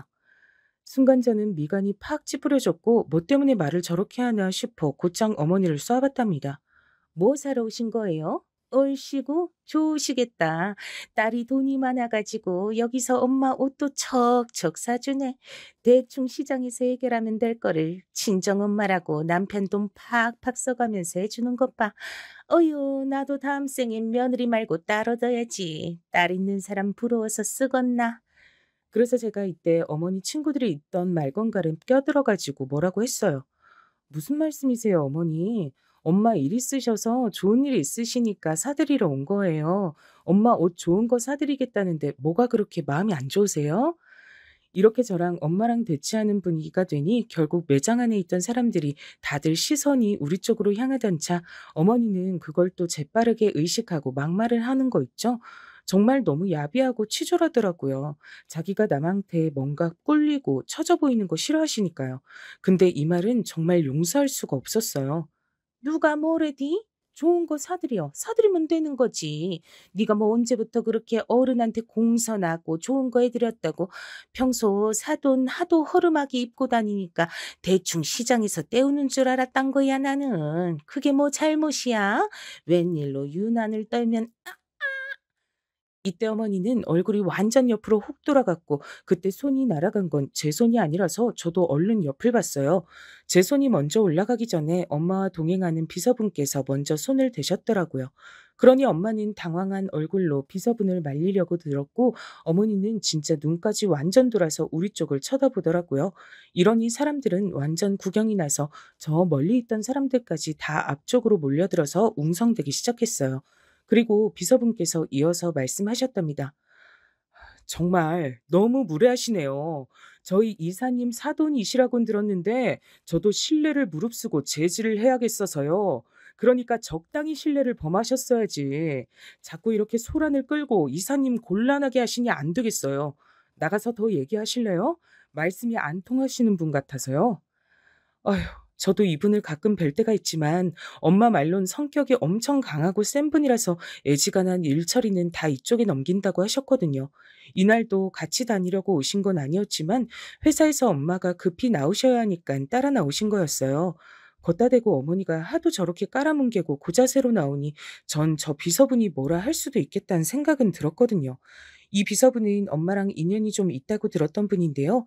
저희 엄마가 외국계 부동산 개발 기업 일을 전부터 오래 하셨고 점점 몸집이 커질 무렵 개인적으로 고용해서 같이 일하게 되신 분이에요. 저랑 연령대도 비슷했고요. 아무래도 경호 쪽 일도 하셨던 분이다 보니 생각보다 이때 날아든 대응이 꽤 커서 절 비롯해서 거기 있던 사람들이 엄청 놀랐어요. 그런데 우리 어머니는 분위기 파악도 못하고 거기서 막 울먹거리면서 피해자인 척을 하시더라고요. 아마 같이 온 일행들이며 평소 드나들던 매장 직원이며 지나가며 구경하는 사람들 보기에도 창피하니 그랬겠죠. 세상에, 이 사람이, 이 여자가 날 때렸어요. 이봐요, 사돈. 뭐예요, 지금? 뭐 하자는 거예요? 여기서 저도 나서서 뭐라 하려는데 다시 비서분이 껴들어서 말을 하더라고요. 앞만 봐도 이건 제가 할 건 아무것도 없어 보였어요. 저희 이사님한테 말 함부로 하실 때는 언제고 도통 제지가 안 되어서 한번 손 날아간 것 같고 되게 말씀이 많으시네요. 엄연히 업무 관련해서 움직이던 중에 선 넘으신 걸로 간주하고 손해를 물어도 될까요? 일 더 크게 만드시고 싶으신 것 같은데 원하시면 그렇게 해드릴까요?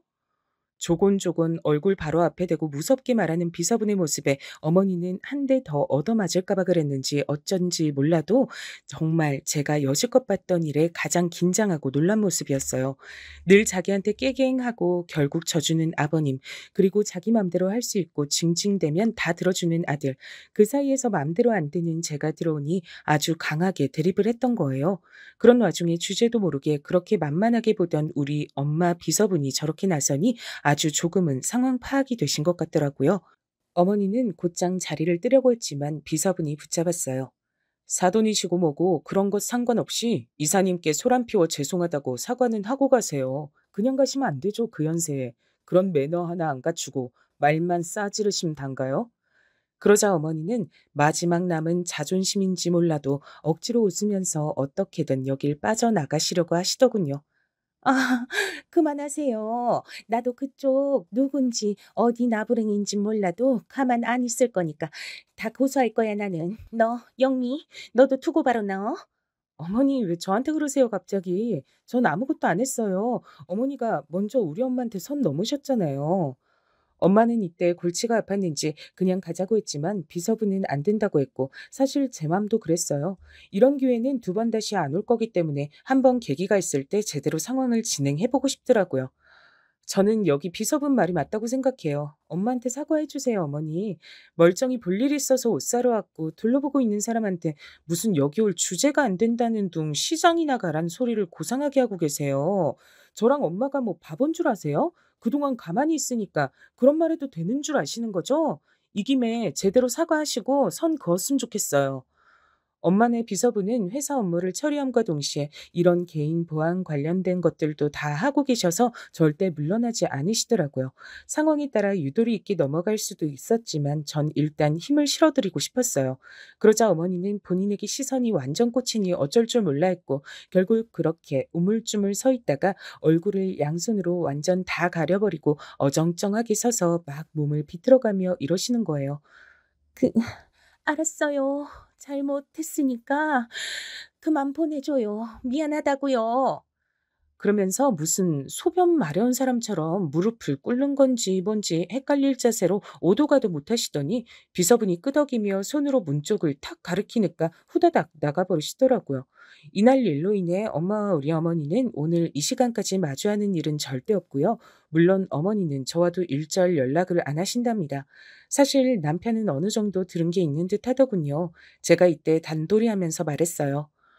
어머니가 진짜 어지간히 우리 엄마 우습게 본 게 아니었고 솔직히 말해서 나 너무 속 시원해. 그 사람 많은 데서 시장판 옷이나 어울리는 주제라고 사람 창피 주는 게 정상이야? 그 비서분 예전에 더 험한 경호도 했던 분이야.